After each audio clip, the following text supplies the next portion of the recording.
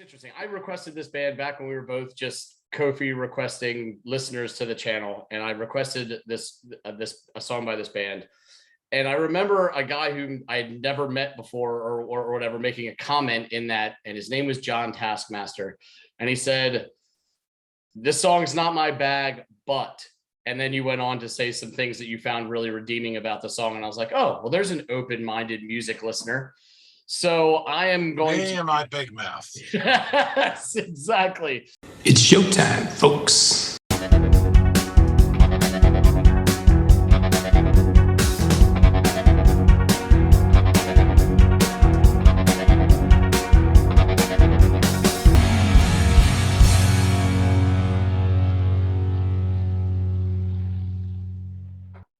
Hello, everybody. Welcome back to another episode of Into the Music. I am Andy, and that's John.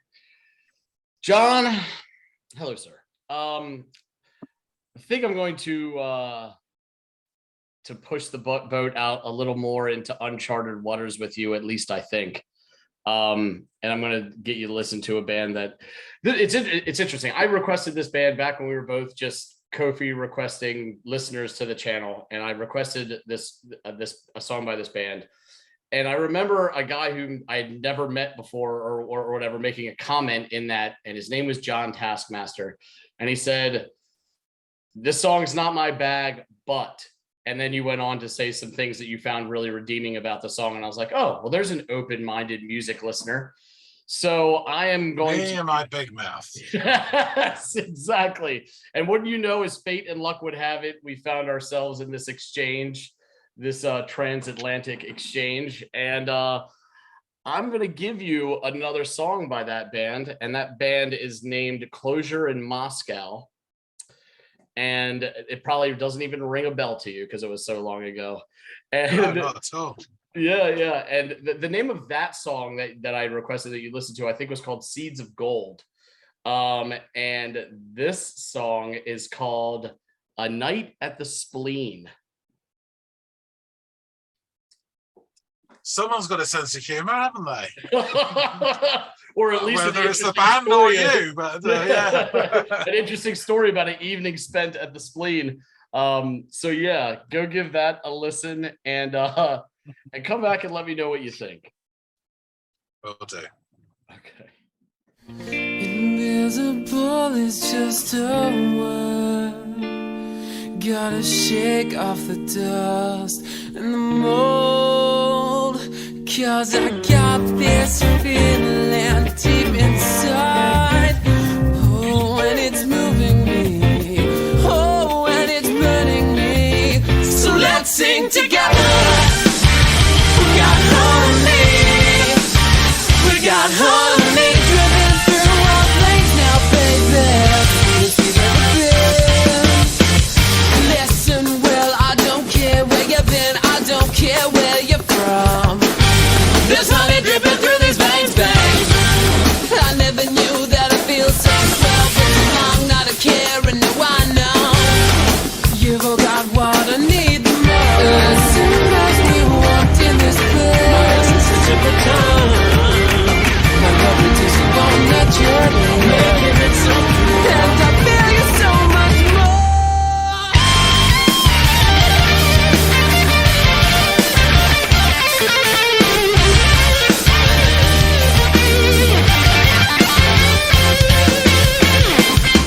Dance with me through the night. Okay, well, this is subtle, isn't it? Oh, it's like hello kitchen sink, bang. It started very nice. It's almost like solid jazzy feel to it. And then bang. Um, drums really nice for a brief bit, and then these huge power chords with the synths, which I don't particularly like. It's kind of removing all light and shade from this. Really frenetic, really playful. Actually, sounds really fun. And a lovely guitar just then.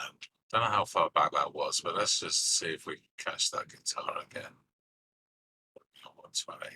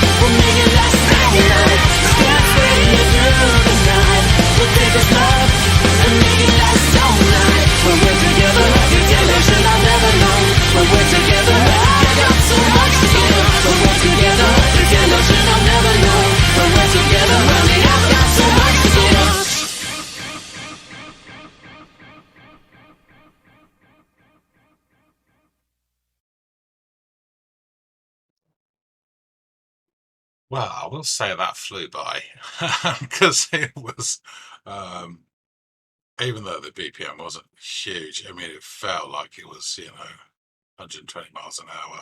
This is just shoving everything in on every single beat.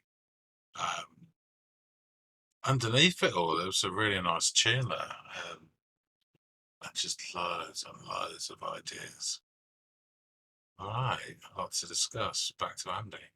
You're returned and in one piece. So, Hmm.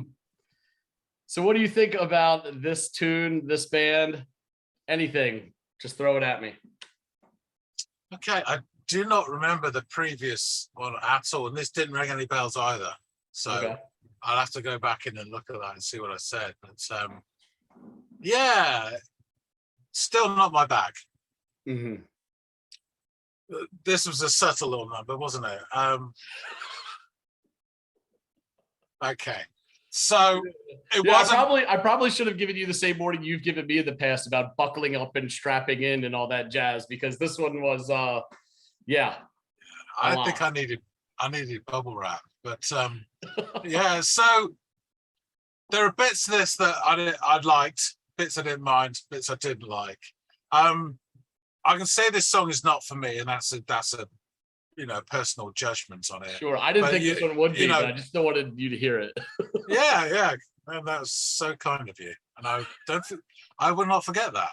Um, so what I can do is try and be sort of critical, but in a way, because I could imagine, because I'm not that stupid, that there'll be loads of people who love this, and I can almost see the attraction for it. But I'll tell you what I thought and the bits and pieces to that. I'm going to say it's not terrible, not by any stretch of the imagination. It's just the bits which I suspect are the most hookiest for most people, the bits probably that annoyed me. And again, that's just my personal bent on things.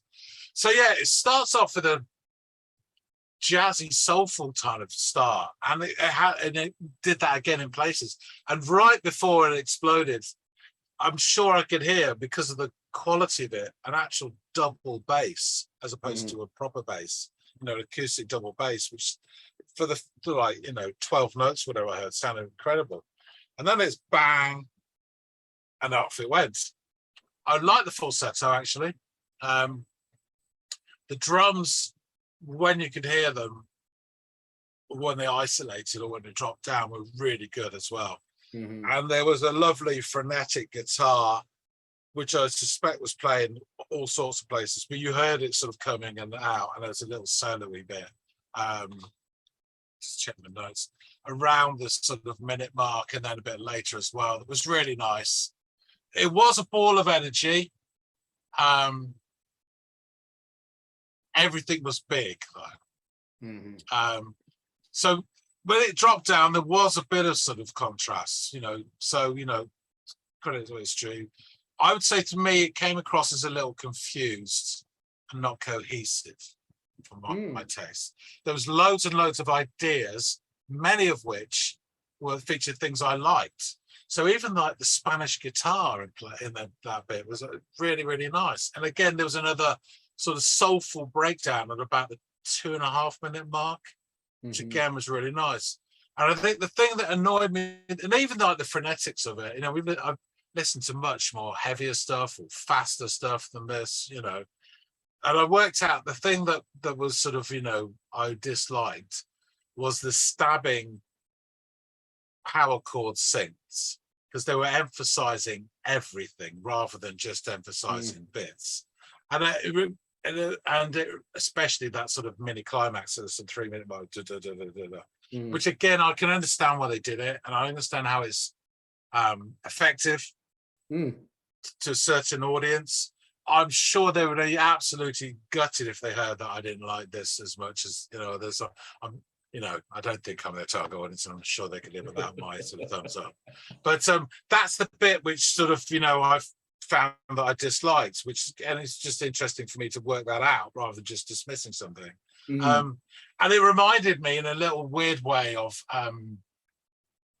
I think it was Bootsy Collins was going on about when they were doing their funk stuff in the 70s.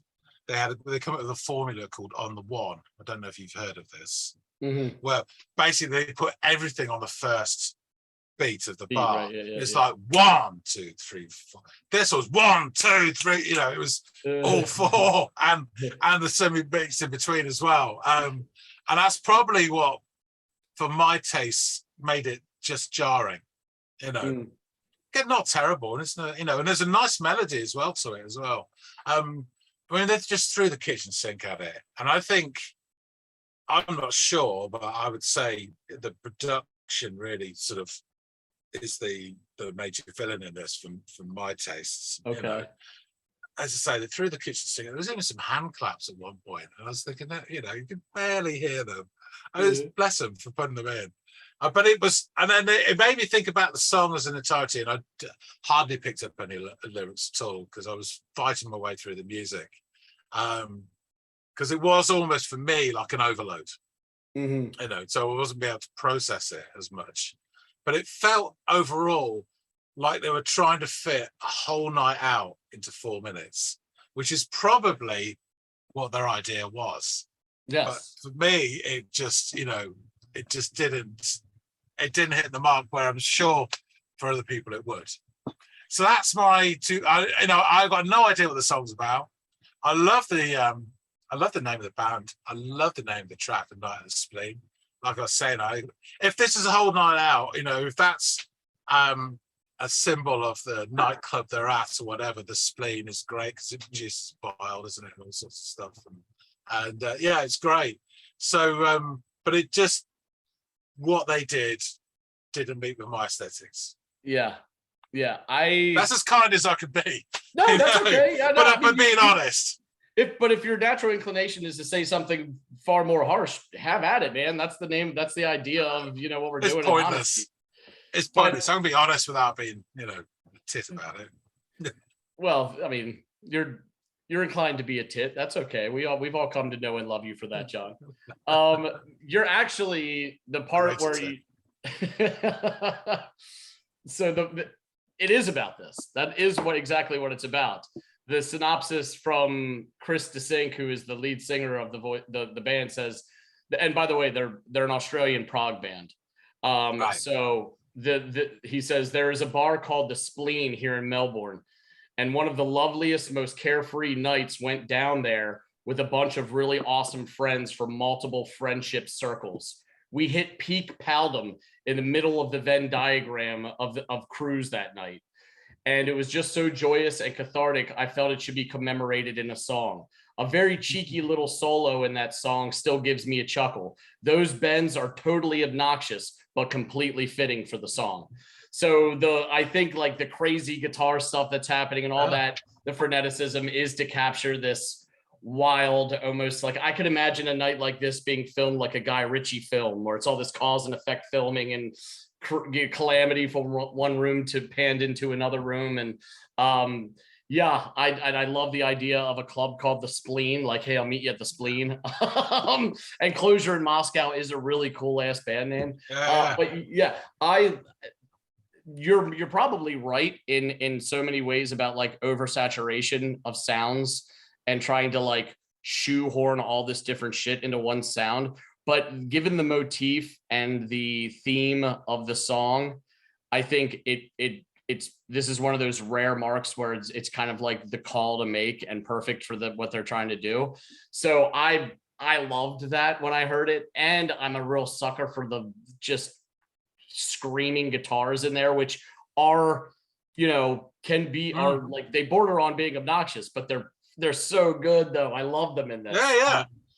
So I was just the interesting vocal delivery of the guy and just the energy you could imagine him exuding when performing this, maybe live or something, you know what I mean? It's just over the top. And I love some of that's like when bands go a bit over the top. And this reminds me of, it's funny because you're like, this is like out of control and they're doing too much, but this reminds me of a more controlled version of another subsect of like bands or genre that like, have you ever listened to At the Drive-In? Yeah. Or the Mars Volta?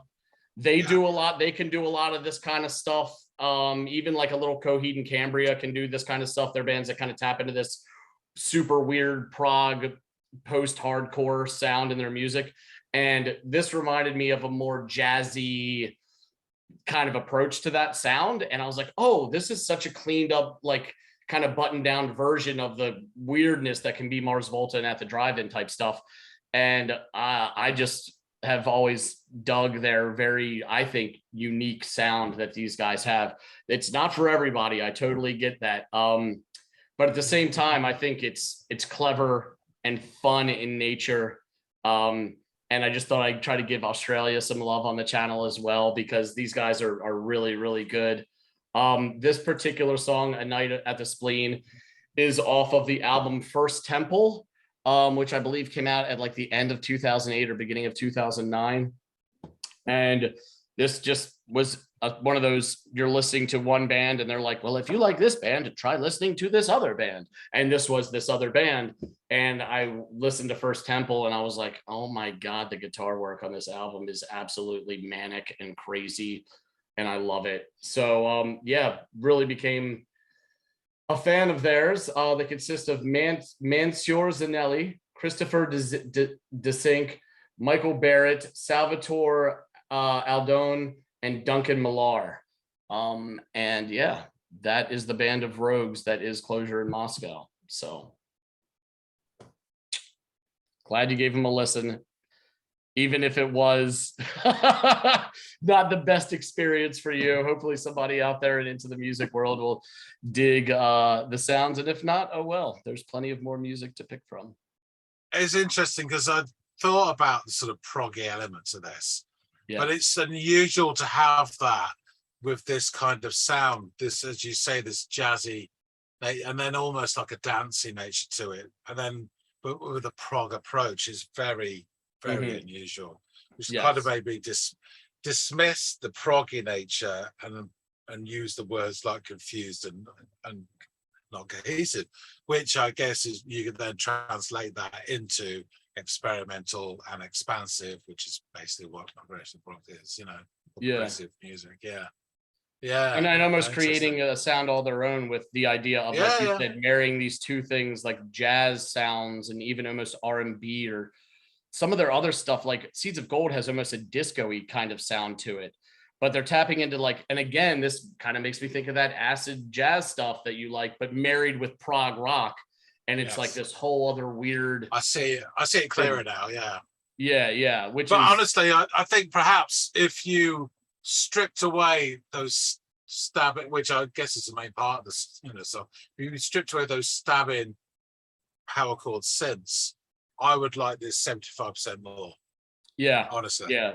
And it's just it's one thing that really, I dislike, whereas for other people it'll be cowbells or whatever. It's just, it is what it is.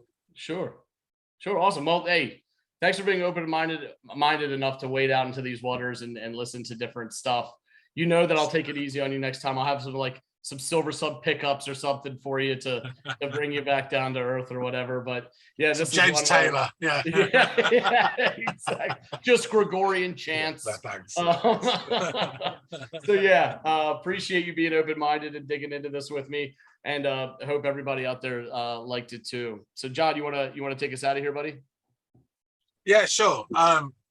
Well, thanks everybody for watching. Hope you enjoyed the tune. If you did, hit the like button. Let us know what you think about Closure in Moscow and about this track.